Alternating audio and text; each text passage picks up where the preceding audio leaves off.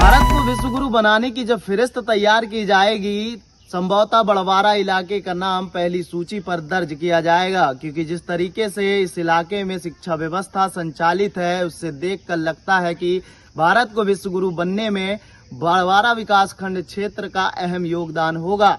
आइए देखते हैं ये खास रिपोर्ट, जिसमें बड़वारा के नौनिहाल विश्वगुरु बनने की राह पर चल पड़े हैं। हाल ही में एक मूवी आई थी 12वीं फेल, जिसमें एक खास संवाद था। इसमें आईपीएस का इंटरव्यू देते हुए छात्र मौजूदा आईपीएस मनोज शर्मा ने बेहद कड़वा जवाब दिया। उन्होंने कहा था कि लोग अगर अनपढ़ रहेंगे तभी तो भेड़ बकरियों की तरह नेताओं के इशारों पर चलते रहेंगे। शायद यही वजह है कि देश की सरकारी शिक्षा प्रणाली आज भी लोगों को अनपढ़ बनाए रखना चाहती है। ये हम नहीं कह रहे हैं, ये उन सरकारी आंकड़ों की सच्चाई है जो हम आपको बताने जा रहे हैं। मध्य प्रदेश के कटनी ज़िले का एक विकासखंड है, नाम है बड़वारा।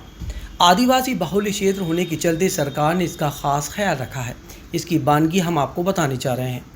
कहने के तो इस इलाके में तकरीबन 295 शासकीय विद्यालय हैं, जिनमें 16 हायर सेकेंडरी और 121 मिडिल विद्यालयों के साथ 158 प्राइमरी स्कूल भी मौजूद हैं, जिनके ज़रिए इस क्षेत्र के नौनिहालों का भाग्य संवारा जा रहा है। हालांकि ये बात अलग है कि इनमें से कई विद्यालय ऐसे हैं जो इलाकों के दरख्तों के नीचे संचालित किए जा रहे हैं। पेड़ों के नीचे बिल्कुल साफ सुथरे प्राकृतिक माहौल में शिक्षा का महादान संपन्न किया जाता है। कई विद्यालयों की छत नदारत है तो कईयों की दीवार अपने अतीत की याद दिलाते हुए भाग्य भरोसे खड़ी है। ऐसे में पेड़ के नीचे पढ़ने वालों को कोई खतरा भी नहीं है। शिक्षा किसी दरो दीवार की मोहताज थोड़ी है, उसे ग्रहण करने की इच्छा शक्ति अच्छी होनी चाहिए। बस इसी तर्ज पर यह इलाका विश्व गुरु बनने की फहरिस्त में शामिल होने को बेताब है। ये तो रही विद्यालयों के काया यानी शरीर की बात। अब इनकी आत्मा को भी एक नज़र निहार लें, मामला बिल्कुल साफ हो जाएगा। बड़वारा विकासखंड में 16 हायर सेकेंडरी स्कूल्स हैं और तकरीबन सभी में प्रयोगशालाएं भी बनाई गई हैं। ये बात अलग है, इनमें काम करने वाले 45 की जगह महज 4 लोग ही प्रयोगशाला शिक्षक के पद पर भाग्य विधाता बने हैं। बाकी के 41 पद सरकार के भरोसे खाली हैं। कमोबेश यही हाल शिक्षकों का भी है। 17 में से सिर्फ 5 व्याख्याता ही शिक्षा का अलख जगा रहे हैं। 12 पद सरकार के ज़िम्मे खाली हैं। इसी तरह व्याख्याता के 14 में से 12, उच्च माध्यमिक शिक्षा के 170, माध्यमिक शिक्षक के 79 पद सरकार से भर्ती होने का इंतज़ार कर रहे हैं। सबसे हैरान करने वाली बात तो यह है कि इनमें से 46 ऐसे भी स्कूल हैं जिनकी निगरानी करने वाले प्राचार्य और प्रधान अध्यापक की नियुक्ति ही नहीं हुई।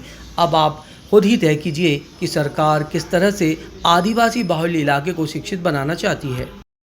बड़वारा इलाके की शिक्षा व्यवस्था को देखने के बाद उन तमाम ओहदेदारों के ऊपर सवाल खड़े होते हैं जिनके भरोसे जमहूरियत अपना भविष्य तय करती है। मध्य प्रदेश के उच्च शिक्षा पदों पर बैठकर शिक्षा नीति निर्धारित करने वाले और जिले में इसे अमली जामा पहनाने वालों के ऊपर भी सवाल खड़े होते हैं कि क्या उन्हें इस बात का इल्म नहीं है कि बेहतर राष्ट्र निर्माण के लिए बेहतर शिक्षा व्यवस्था अहम भूमिका निभाती है।